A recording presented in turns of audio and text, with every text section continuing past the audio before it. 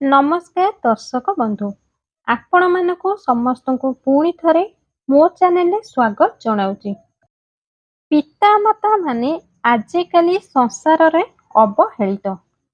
କୋଉଠି ପିତାମାତାଙ୍କର ଅବହେଳା କଲା ବେଳକୁ ବୋହୂର ଦୋଷ ରହୁଛି, ତ ଆଉ କୋଉଠି ପୁଅର ଦୋଷ ରହୁଛି, ଆଉ କେଉଁଠି ଉଭୟଙ୍କର ଦୋଷ ରହୁଛି।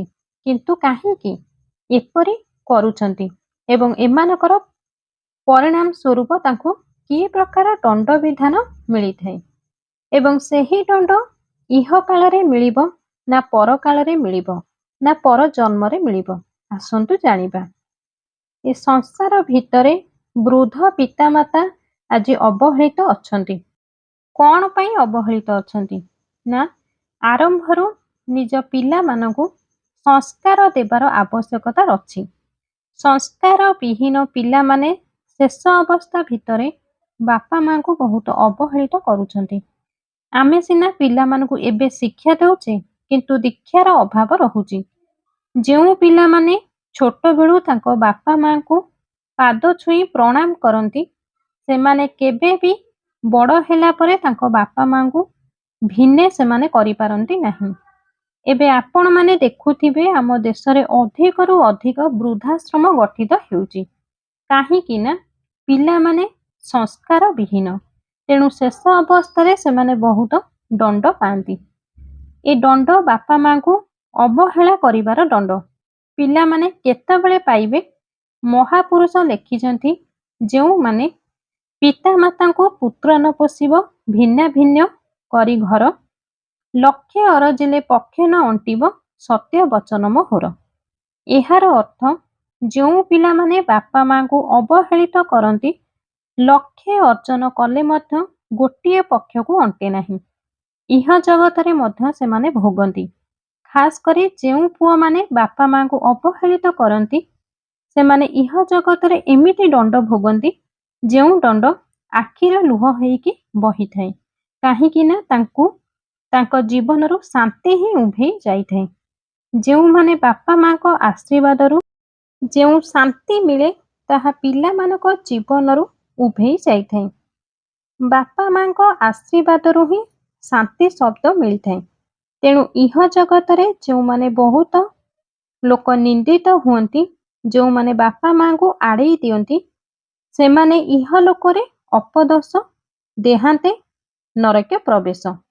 ଭାଗବତରେ ଉଲ୍ଲେଖ ଅଛି, ଯେତେବେଳେ ଦେହ ଛାଡ଼ନ୍ତି ସେମାନେ ଘୋର ନର୍କ ଭିତରେ ପ୍ରବେଶ କରନ୍ତି।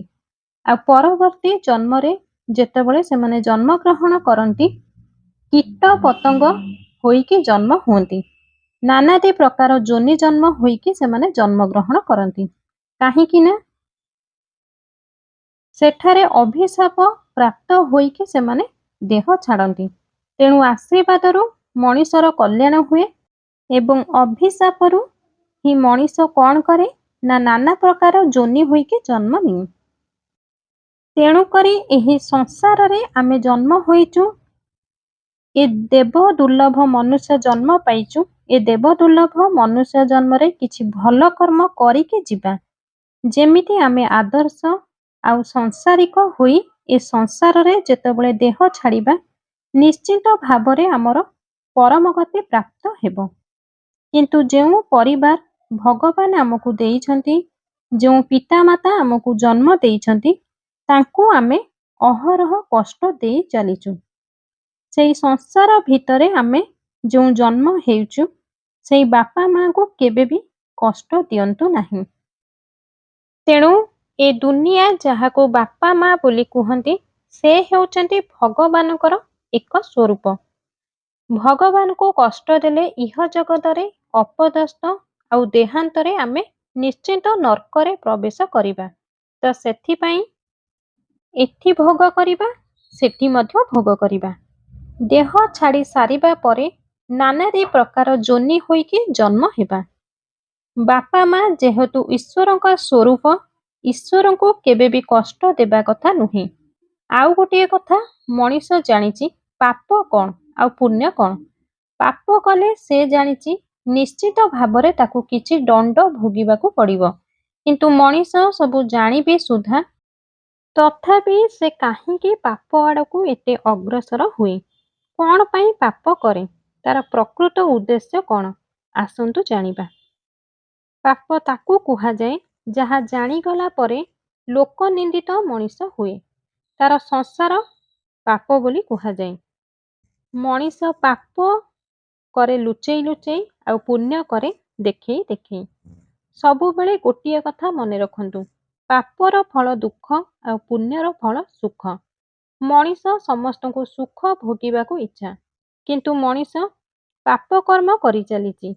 ମଣିଷ ଜାଣିକି ବି କାହିଁକି ପାପ କରେ ତାହାକୁ ଭାଗବତ କହିଛନ୍ତି, ମଣିଷ ଯେତେବେଳେ ଇନ୍ଦ୍ରିୟ ବଶ ହୋଇଯାଏ ନିଜ ଆୟତରେ ରୁହେନା ଓ ସେଥିପାଇଁ ମଣିଷ ପାପ କର୍ମ କରେ। ତା ସହିତ ଇନ୍ଦ୍ରିୟ ସୁଖକୁ ଲଭିବା ପାଇଁ ମଣିଷ ପାପ ଆଚରଣ କରିଥାଏ। ଯେମିତିକି ପର ଧନ, ପର ନାରୀ, ଏହା ଉପରେ ଖରାପ ଦୃଷ୍ଟି ଦେବା, ଏହା ମଧ୍ୟ ପାପ ସହିତ ସମାନ।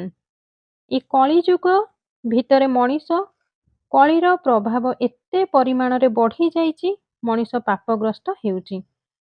ଯେତେବେଳେ ମଣିଷ ପାପ କରେ ତାହା ଫଳ ସ୍ୱରୂପ କ'ଣ ମିଳେ? ଭାଗବତରେ ଉଲ୍ଲେଖ ଅଛି, ଲୋକେ ହୋଇବେ ଖଳବଳ, ନାସିବ ଭୁବନ ମଣ୍ଡଳ। ତେଣୁ ହୋଇବେ ଅଳ୍ପାୟୁଷ, ପାପେ ସକଳ ଜୀବନାଶ।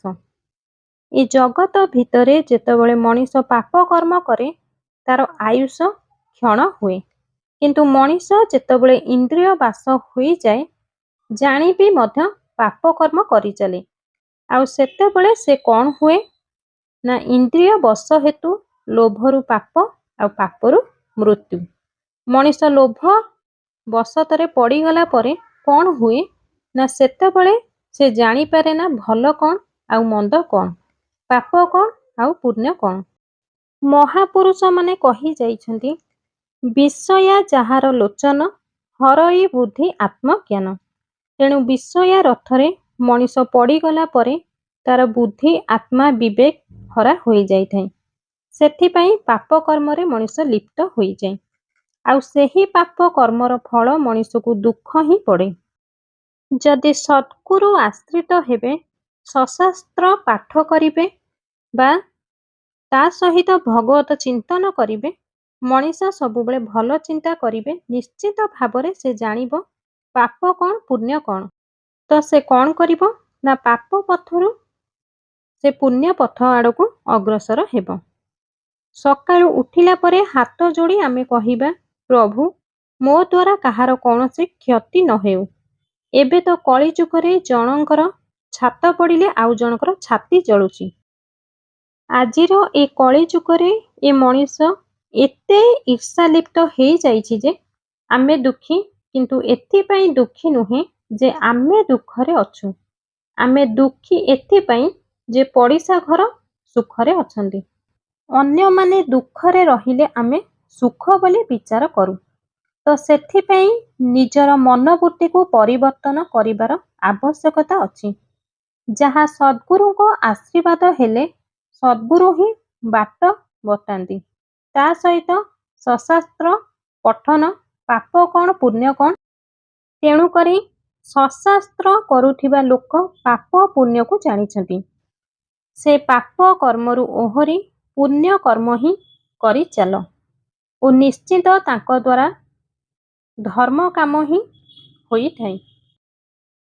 ଭିଡ଼ିଓଟି ଯଦି ଆପଣମାନଙ୍କୁ ପସନ୍ଦ ଆସିଥାଏ ତେବେ ଭିଡ଼ିଓଟିକୁ ଗୋଟିଏ ଲାଇକ୍ କରିବା ସହିତ ଭିଡ଼ିଓଟିକୁ ଅଧିକରୁ ଅଧିକ ସେୟାର କରନ୍ତୁ ଏବଂ ଆମ ଚ୍ୟାନେଲରେ ଆପଣମାନେ ନୂଆ ଥିଲେ ଚ୍ୟାନେଲଟିକୁ ସବସ୍କ୍ରାଇବ୍ କରି ପାଖରେ ଥିବା ବେଲ୍ ଆଇକନକୁ ଦବାଇ ଦିଅନ୍ତୁ।